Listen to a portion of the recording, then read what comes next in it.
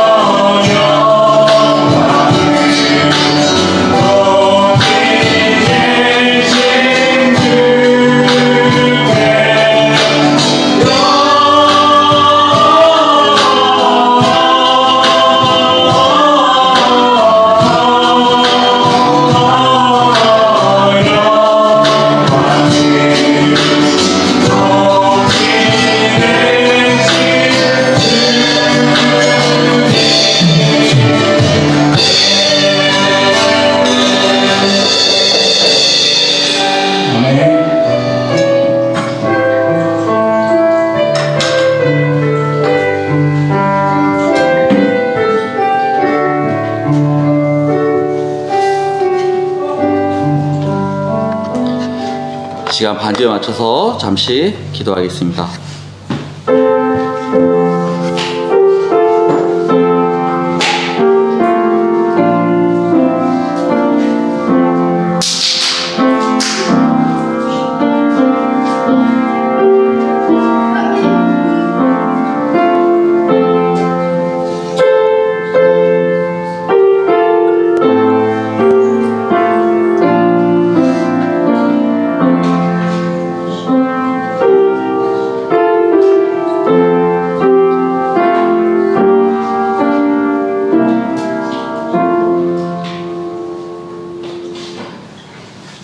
우리에게 예수님을 보내주시고 또 그 가운데에서 제약된 우리에게 정말 하나님의 자녀가 될 수 있는 소망을 품게 하신 그 은혜에 감사를 드립니다.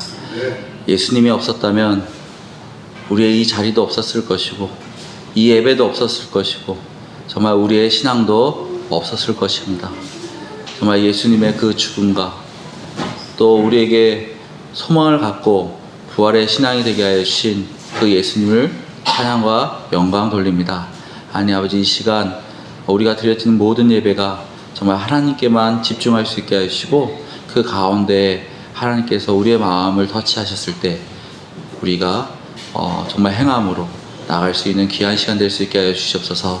예수님의 이름으로 기도드렸습니다. 아멘. 이 시간 112장 찬양 드리겠습니다.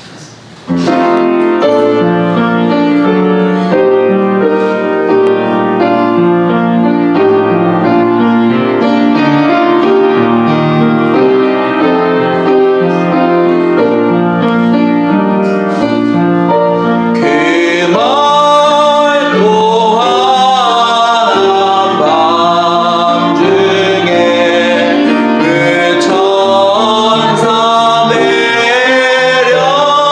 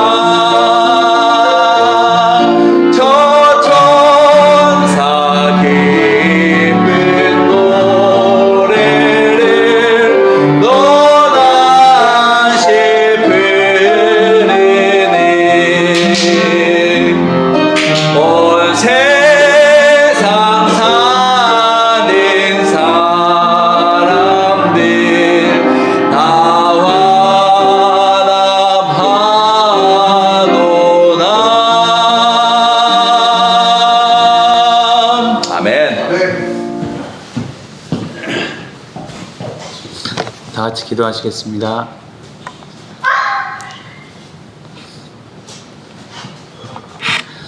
어두운 세상에 빛으로 오신 아기 예수의 탄생을 축하하며 경배를 드립니다. 아멘. 하나님을 떠나 죽음의 그늘에서 살아가던 저희들에게 독생자 예수 그리스도를 이 땅에 보내심으로 생명을 얻게 하시고 참 소망 가운데 살게 하신 하나님 아버지께 찬양과 경배를 올려드립니다. 이 시간 주님만 홀로 영광 받아주시옵소서. 주님께 착하고 충성된 종이라 칭찬받기 원하면서도 뒤돌아보면 늘 부족하고 말씀에 성실하지 못했음을 자복하고 회개하오니 주님의 능력으로 깨끗게 하여 주시옵소서. 사랑의 주님, 올 한 해는 정치적, 경제적, 그리고 전쟁과 자연재해로 애통해하는 곳이 많습니다.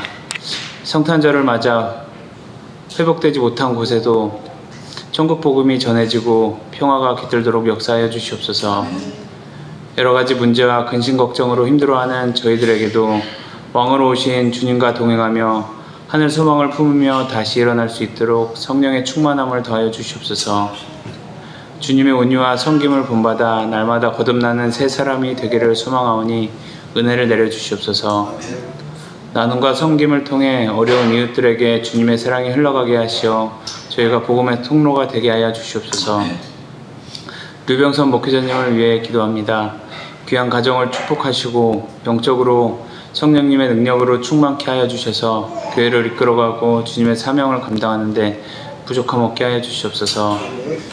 교회와 예배를 위해 찬양으로 봉사로 섬기는 모든 이들에게 풍성한 하늘의 복으로 축복하여 주시고 주님의 모든 자녀들에게 세상에서 소금과 빛의 역할을 감당하기에 부족함 없도록 채워주시옵소서. 예배 시용을 주님께 맡겨오며 평화의 왕으로 오신 예수 그리스도 이름으로 기도드립니다. 아멘.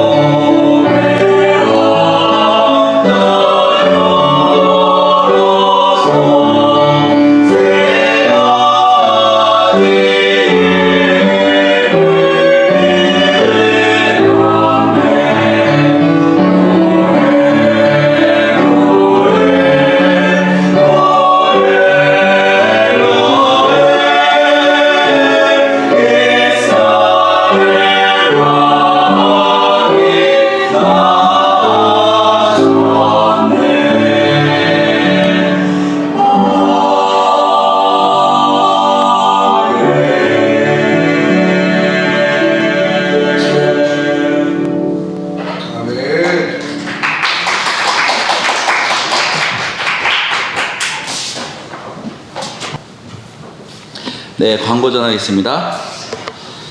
어제 사랑의 만찬으로 정말 많은 분들이 수고하셨습니다. 제가 보니까 한 17명 정도 이 동네에서 오셨고, 그 다음에 다 합치면 한 25명 정도 이렇게 오신 것 같습니다. 너무 축복된 시간이었고, 그 가운데에서 저희가 이제 처음으로 시작하는 이 지역에 어떤 사랑과 또 복음을 전하는 계기가 됐기 때문에 매년마다 이어가길 바랍니다. 12월 31일 화요일 11시에 송구 영신 예배가 있습니다. 이때 방송 장비 관련해서 특별 헌금을 하겠습니다. 신년 특별 새벽 기도가 내년 1월 6일부터 10일까지 5시 30분에 있습니다. 그리고 청소년 연합수련회가 1월 16일부터 18일까지 평택 우봉산 수련원에서 하겠습니다. 그리고 경인친교회는 1월 20일 월요일 11시에 계획되어 있고요. 그 다음에 내년부터 금요 기도회가 매주 금요일 저녁 9시에 하도록 하겠습니다. 자, 이 시간 그러면 말씀하시면 같이 함께 찬양 드리겠습니다. 다 일어나셔서 찬양 드리겠습니다.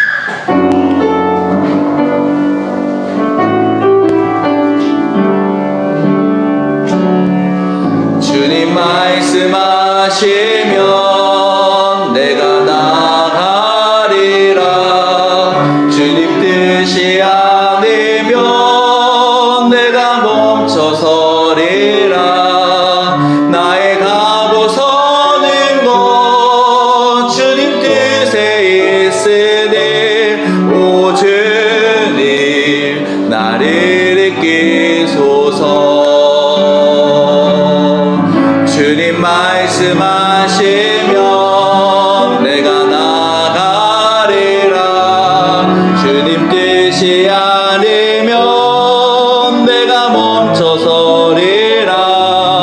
나의 가고 서는 것 주님 뜻에 있으니 오 주님 나를 이끄소서.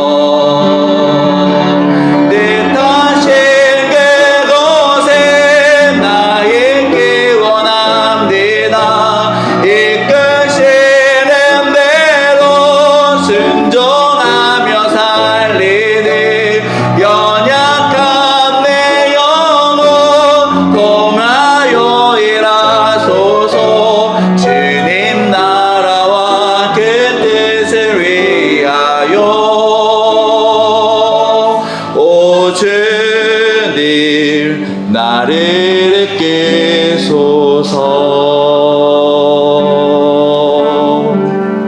아멘.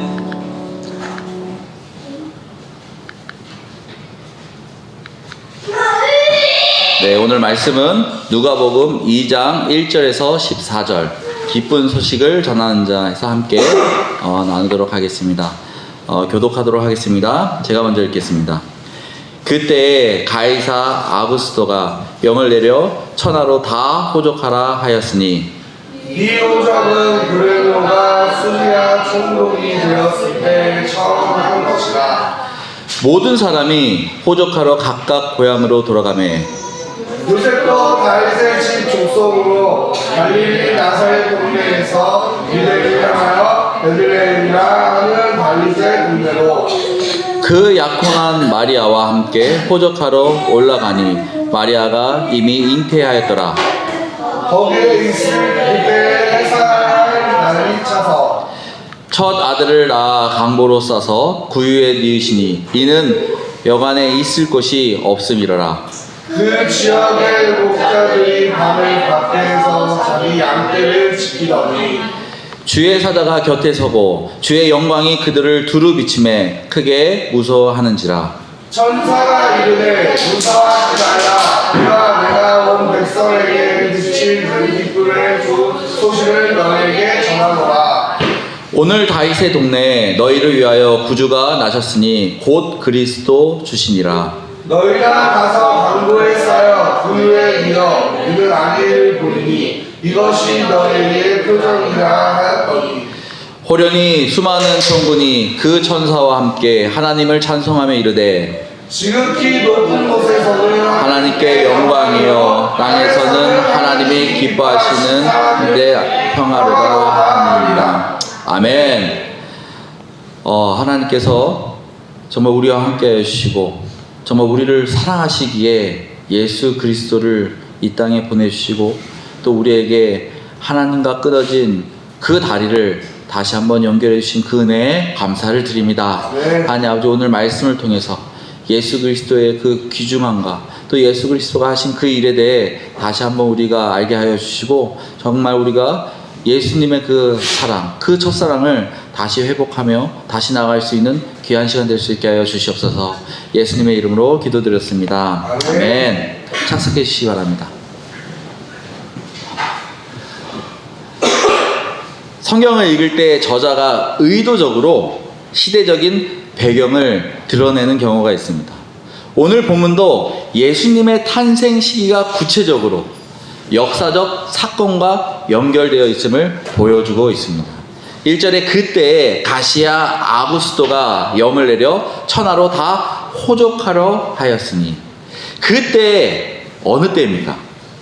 가이사 아구스도가 로마 황제였을 그 시기를 말하고 있습니다. 가이사 아구스도는 BC 27년에서 AD 14년 로마 제국의 첫 번째 황제, 본명은 옥타비우누스입니다. 그는 여러분들이 잘 아시는 팍스 로마나, 로마의 내전을 종식하고 평화로운 시대를 열었던 황제입니다. 그는 행정체계를 강화하기 위해 인구조사를 시작합니다. 천하로 다 호족하라. 이 명령은 로마 제국 전역에서 시행된 인구조사였습니다. 인구조사가 왜 필요할까요? 가장 큰 이유는 바로 세금 징수 때문입니다. 로마는 광대한 영토를 통치하기 위해 막대한 세금이 필요했습니다. 각 지역의 인구와 소유재산을 파악함으로써 세금을 효율적으로 징수할 수 있었습니다. 특히 유대인들에게 토지세와 인두세, 개인세 등을 포함한 다양한 세금을 로마 제국에 납부하게 하였습니다. 또 다른 이유는 무엇일까요? 미가서 5장 2절에 이미 기록된 메시아의 예언을 이루시기 위해서입니다. 유대인들 입장에서는 로마의 인구조사는 강제적 지배의 상징이었습니다. 당연히 대부분 유대인들은 반감을 가졌겠죠. 유대인들이 반감을 가진다고 해서 인구조사를 안 할 수 있나요? 그럴 수 없죠. 그래서 어떻게 합니까? 3절에 모든 사람이 호적하러 각각 고향으로 돌아가매. 모든 사람이 호적하러 고향으로 갑니다. 그 당시 유대인들은 족보와 혈통을 중요하게 여겼기 때문에 고향으로 돌아가 호적을 등록하는 것이 당연한 일이었습니다. 그 중에 요셉과 마리아도 나사렛에서 베들레헴으로 이동하게 된 이유가 됩니다. 겉으로 보여지는 모습은 로마 황제의 명령으로 이동한 것처럼 보이지만 더 중요한 이유는 하나님의 계획 속에서 예수님이 메시아로 오셔야 할 그 장소가 베들레헴으로 말씀하셨기 때문에 요셉과 마리아가 이동했다는 것입니다. 이는 팍스 로마나 로마 황제도 하나님의 계획에 의해 쓰여지는 한 명의 도구였다는 것입니다.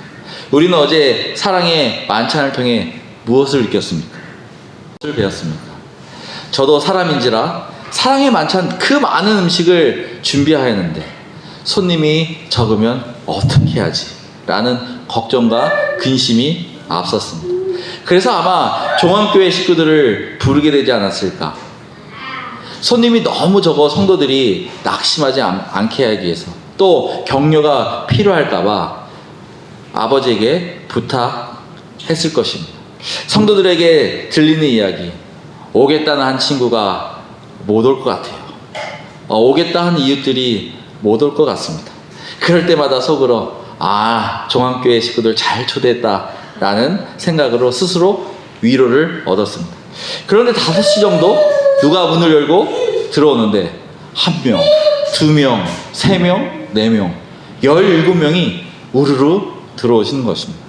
백공순자매님이 노인정에서 전한 소식을 듣고 이곳을 찾아오신 것입니다. 놀랍지 않습니까?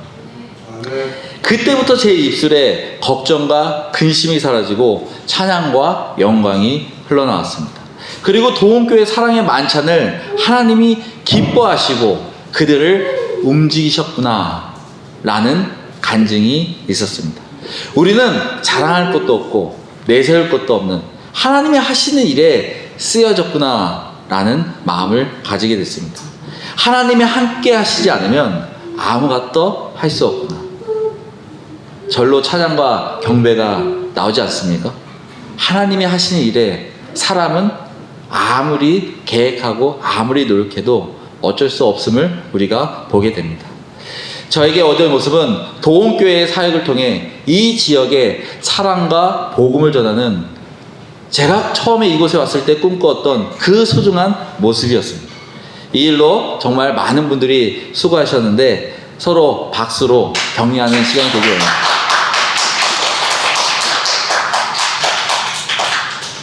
오늘 말씀 첫 번째로 기쁜 소식은 예언대로 이루어진다입니다.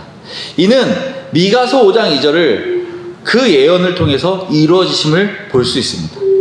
베들레헴 에브라디아 너는 유다 족속 중에 작을지라도 이스라엘을 다스릴 자가 내게로 나올 것이다. 그의 근본은 상고의 영원에 있습니다. 베들레헴은 히브리어로 빵의 집이라는 뜻을 가지고 있습니다. 이는 메시아가 이곳에서 나실 것이며 빵의 집, 바로 생명의 떡으로 오실 것을 상징적으로 지금 말씀하고 있는 것입니다.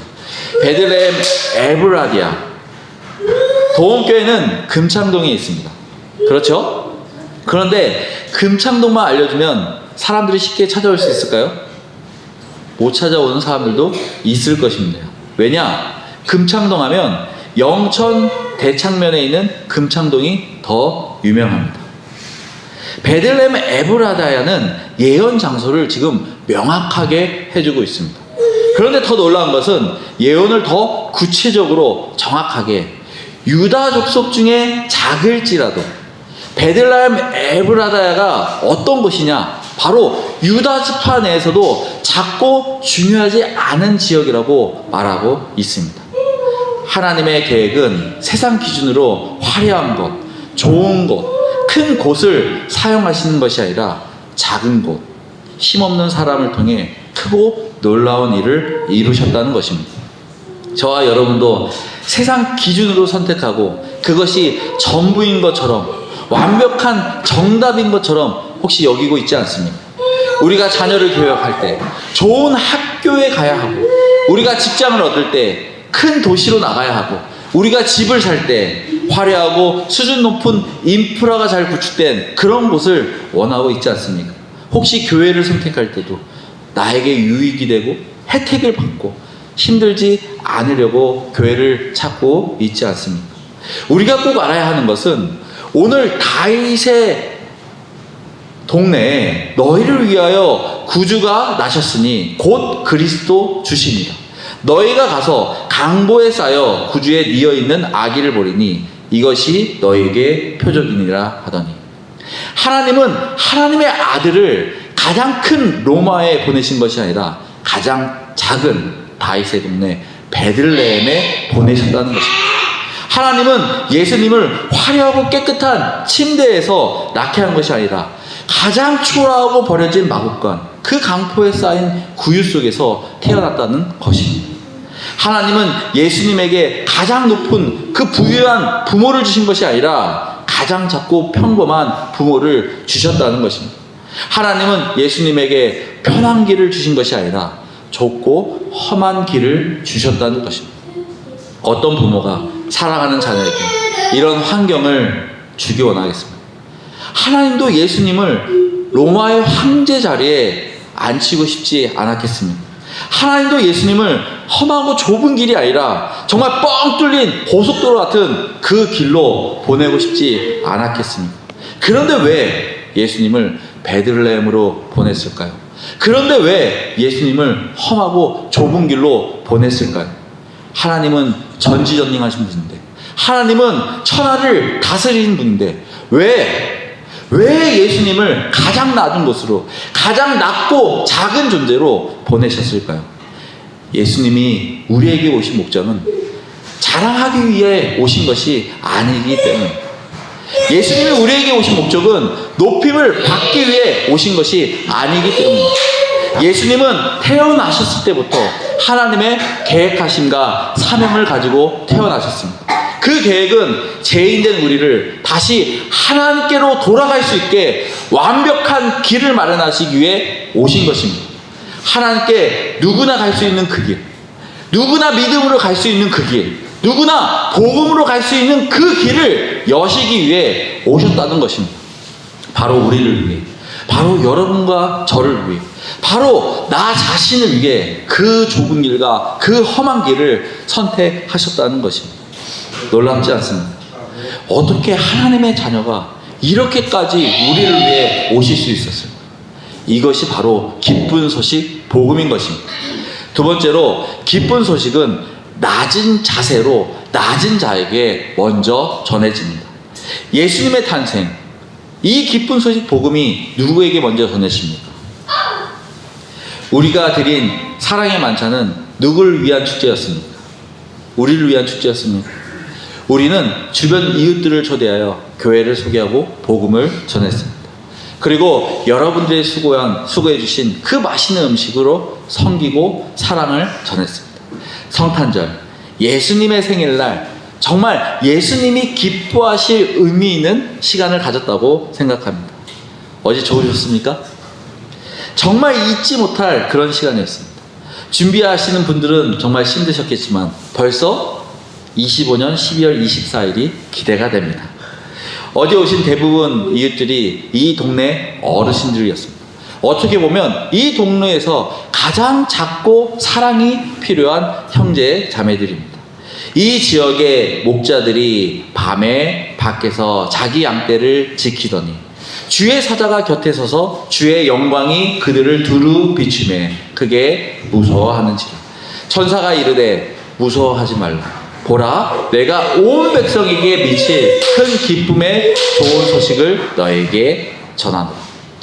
목자들은 당시 사회에서 가장 낮은 계층이었습니다. 경제적으로, 사회적으로 소외된 집단이었죠.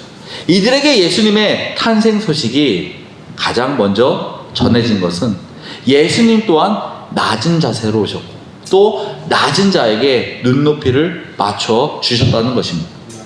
우리가 어제 드린 사랑의 만찬은 우리가 금창동, 우리 동네에서 낮은 자세, 겸손한 마음으로 사랑이 필요한 이웃에게 예수님의 탄생을 알리고 복음을 전하고 맛있는 식사를 대접하는, 우리도 예수님처럼 눈높이를 맞추는 정말 뜻깊은 그런 시간이었습니다.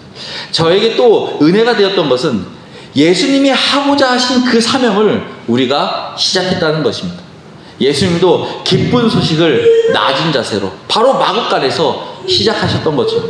그리고 그 기쁜 소식을 먼저 소외된 자들에게 구주되심을 보여주셨던 것처럼 바로 우리가 지금 서 있는 이곳 금창동에서 부르신 사명이 시작됐다는 것입니다. 예수님의 기쁜 소식이 전해질 때 그들에게 어떤 변화가 일어날까요?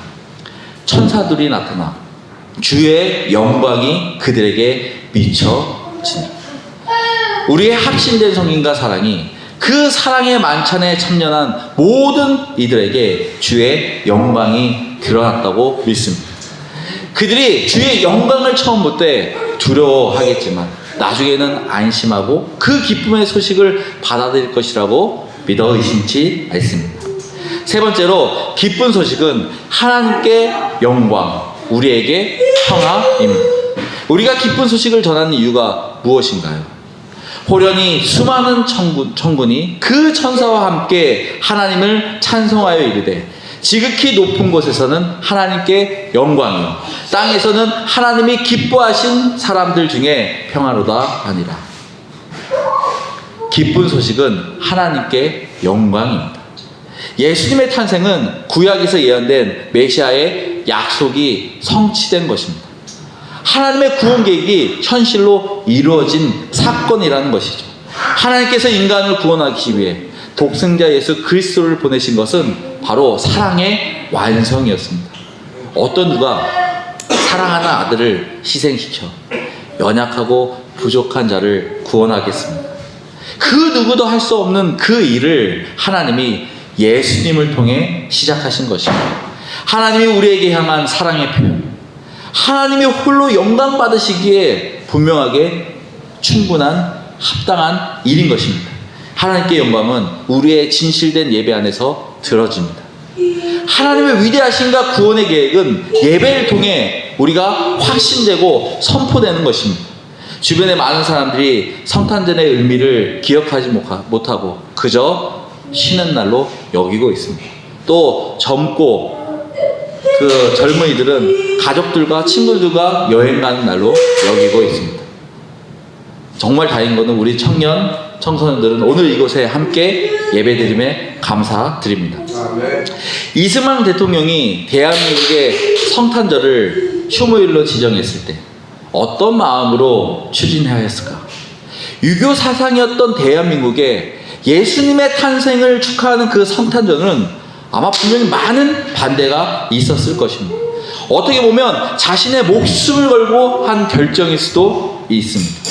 우리에게 이날 예수님의 탄생일이 정말 의미 있는 날이길 바랍니다. 성탄절이 그 누구의 생일보다 귀한 날이길 바랍니다. 우리가 이 날을 통해 삶 속에 하나님의 은혜를 돌아보며 하나님과 나의 연결해 주신 그 예수님의 사랑을 되새기는 시간이 되길 원합니다.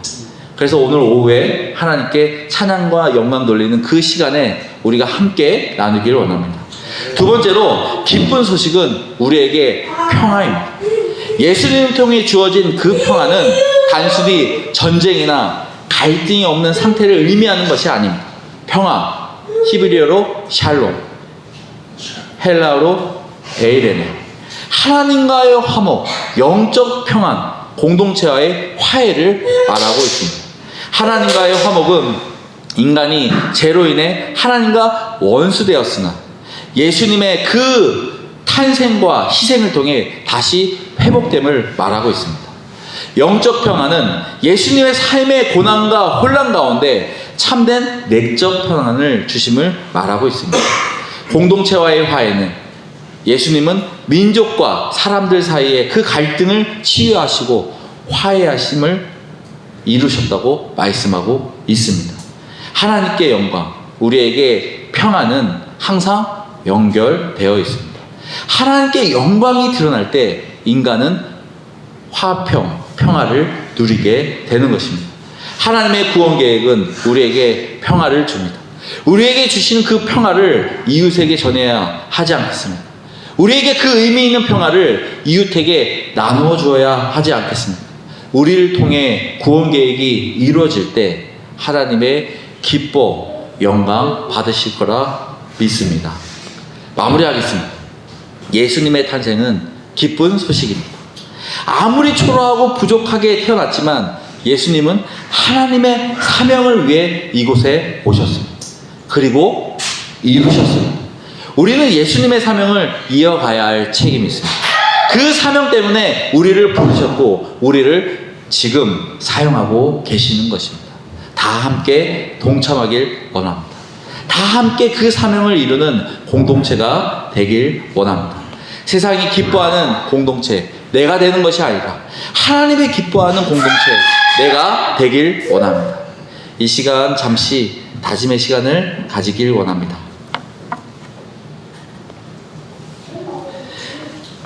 예수님의 탄생을 우리가 기억합니다. 그 날을 소중하게 여기길 바랍니다. 혹시 이 가운데 저는 아직 예수님을 알지 못합니다. 구원받지 못했습니다. 천국 갈 소망이 없습니다. 그런데 오늘 말씀을 통해 하나님의 저의 마음을 두들겼습니다. 저도 구원받고 싶습니다. 하나님의 은혜 안에 살기 원합니다. 혹시 그런 분 계시면 손으로 표현해 주시면 도와드리겠습니다. 혹시 그런 분 있으십니까? 오늘은 굉장히 귀한 날이죠. 바로 예수님이 탄생하신 날입니다. 예수님의 탄생은 우리를 위한 일이었습니다. 또한 하나님의 상명을 이루시기 위한 일이었습니다. 예수님께서 걸어가신 그 길은 다 우리를 위한, 우리를 하나님의 자녀로 이끌기 위해 오신 길이었습니다. 예수님이 오신 그 길은 좁고 험한 길이었습니다. 채찍과 환난이 있는 길이었습니다. 그런 길을 우리 때문에 걸어오셨습니다. 그런 길을 우리 때문에, 우리를 사랑하시기 때문에 걸어오셨습니다. 이 시간 잠시 기도할 때 정말 예수 그리스도를 생각하면서 예수님이 우리에게 주신 그 기쁨과 또 하나님이 주신 그 은혜를 생각하면서 이 시간 잠시 기도하기를 원합니다. 하나님 아버지, 정말 예수님께서 정말 그 가운데에서 그 뜻을 이루시고 정말 하나님의 그 사랑이 없었다면, 하나님의 그 이루신 그 사랑이 없었다면 정말 우리가 하나님의 자녀가 될 수 있었을까, 하나님 그 가까이 갈 수 있었을까. 다시 한번 하나님 아버지, 정말 예수 그리스도를 보내주시고 정말 그 가운데에서 새 생명을 갖게 하시고 정말 그 가운데에서 정말 하나님의 자녀가 될 수 있는 특권을 주시고 다시 한번 감사드립니다. 하나님 아버지, 우리가 그 특권을 누릴 수 있게 하시고 정말 그 특권 가운데 살아갈 수 있게 해주시고 하나님의 주신 그 상속권을 가지고 정말 그 하나님의 은혜가 넘쳐나는 우리의 삶이 될 수 있게 하여 주시옵소서. 하나님 아버지, 정말 하나님께서 주신 그 사랑이 얼마나 큰지 정말 예수님을 통해서 다시 한번 발견하여 주시고 정말 우리가 예수님의 그 사랑을 이어가기에 분명한 확신을 가지고 나갈 수 있게 하여 주시옵소서. 하나님 아버지, 정말 우리의 그 축복이, 우리의 그 은혜가, 우리가 드려지는 그 하나님의 영광이 정말 넘쳐나게 하여 주시고 정말 하나님만 홀로 바라볼 수 있는 우리의 믿음과 사랑이 될 수 있게 하여 주시옵소서. 하나님 아버지, 정말 보험교회를 사랑하여 주시고 보험교회를 축복하여 주시고 정말 이곳에 정말 주의 복음이 있을 수 있게 하여 주시고 또한 주님께 헌신된 성도들이 있게 하여 주시고 복음으로 일어날 수 있게 해주신 은혜를 감사드립니다. 하나님 아버지, 우리가 이웃을 사랑할 수 있게 해주시고 하나님께서 낮은 자를 먼저 세우신 것처럼 우리가 낮은 자를 세울 수 있게 해주시고 정말 그 가운데에서 복음이 전해지며 하나님의 사역들이 뻗어나갈 수 있는 귀한 사역이 이루어지게 하여 주시옵소서.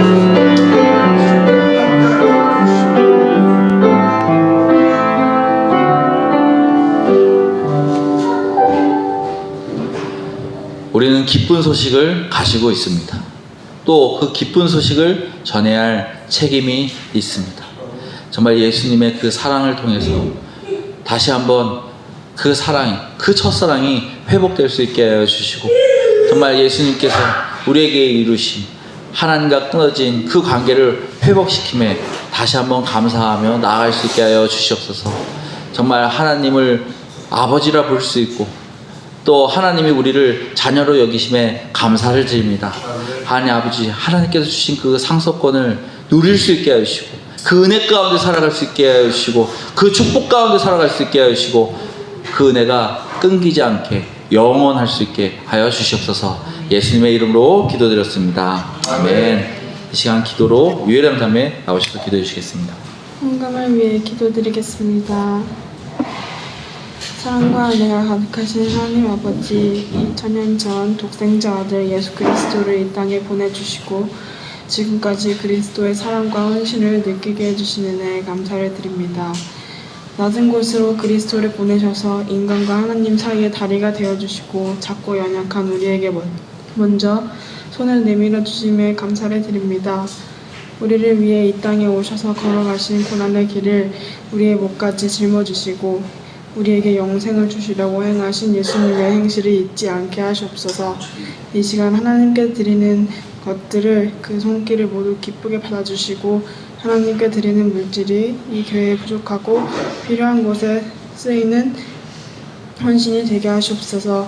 감사드리며 살아계신 예수 그리스도의 이름으로 기도드렸습니다. 아멘.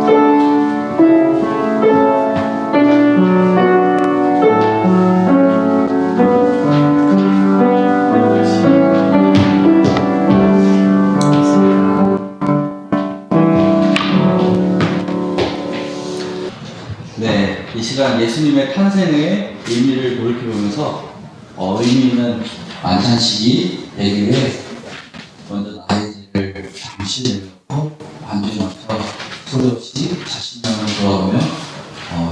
시간을 가지도록 하겠습니다.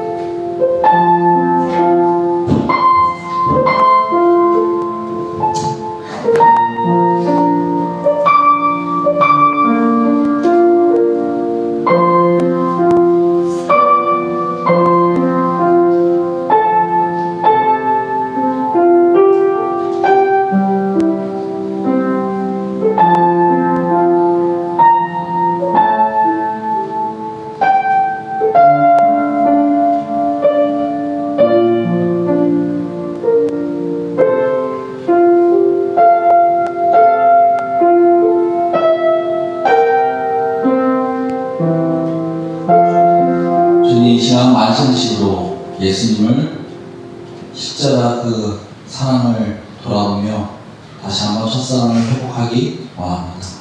우리의 죄를 먼저 내려놓습니다. 그리고 주님께 나아갑니다.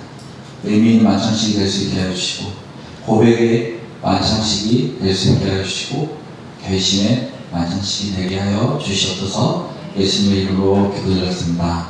아멘. 주님께서 잡히시던 밤에 떡을 가지고 축사하시고 떼어 이르시기를, 이것은 너희를 위하여 내 몸이니 이것을 행하여 나를 기념하라 하셨습니다. 또 잔을 가지고 이르시기를, 이 잔은 내 피로 세운 내 새 언약이니 이것을 행하여 마실 때마다 나를 기념하라고 말씀하셨습니다.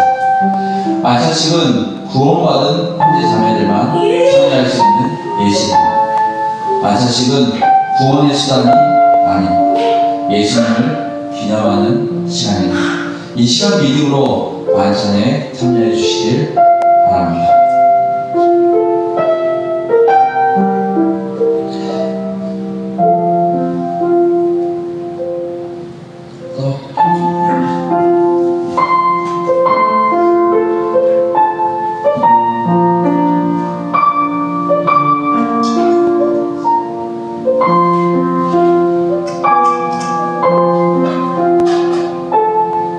그들이 먹을 때 예수께서 떡을 가지사 축복하시고 떼어 제자들에게 주시며 이르시되, 받아서 먹으라, 이것은 내 몸이니라 하시고. 아멘.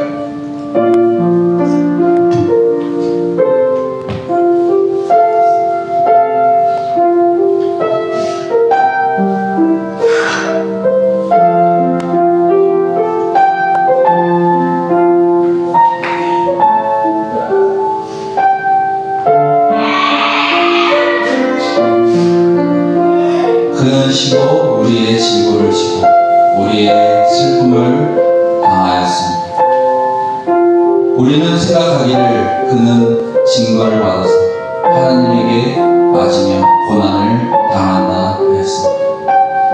그가 찔림은 우리의 허물을 인하여, 그가 상함은 우리의 죄악을 인하였습니다. 그가 징계를 받음으로 우리가 평화를 누리게 되었고, 그가 채찍에 맞음으로 우리가 나음을 입었습니다.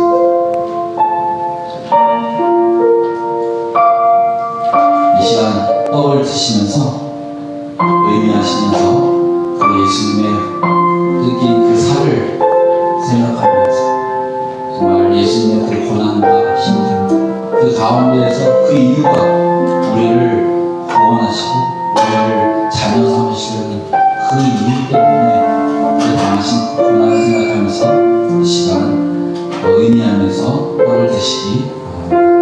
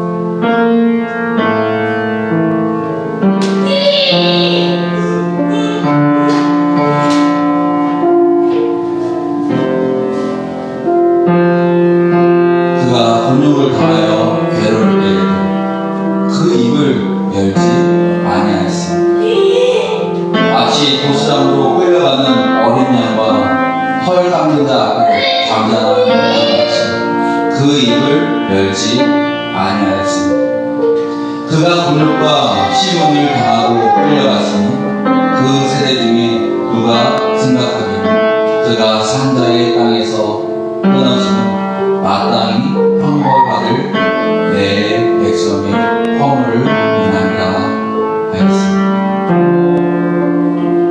이 시간 잔을 다 마시면서 정말 예수님의 흘리신 그 피와 사랑을 기억하면서 잠시 묵상하는 시간을 갖도록 하겠습니다.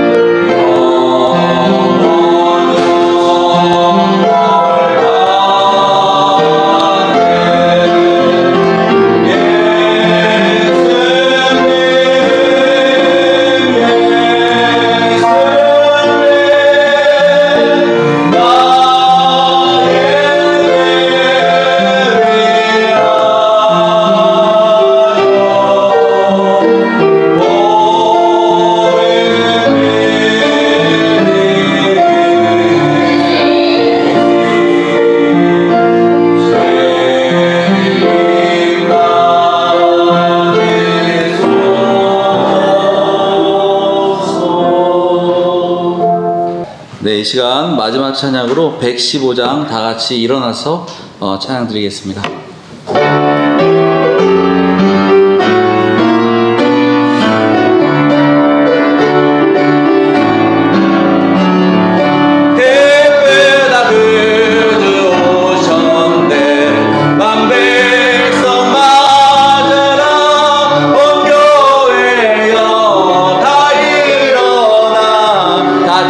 찬양하여라, 다 찬양하여라, 다 찬양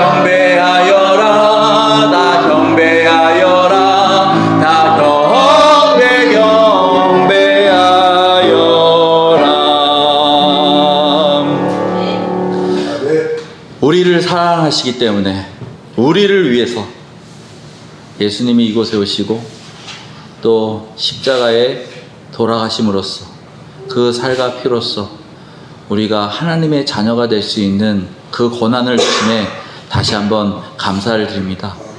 하나님 아버지, 정말 우리가 살아가면서 세상에 많은 것들이 바쁘게 또 소중하게 살고 있지만 정말 그 가운데에서 그 중심에 예수 그리스도가 살아계실 수 있게 하여 주시고 정말 그 중심에 예수 그리스도의 그 선택으로 나아갈 수 있는 우리의 신앙과 우리의 모습이 될 수 있게 하여 주시옵소서.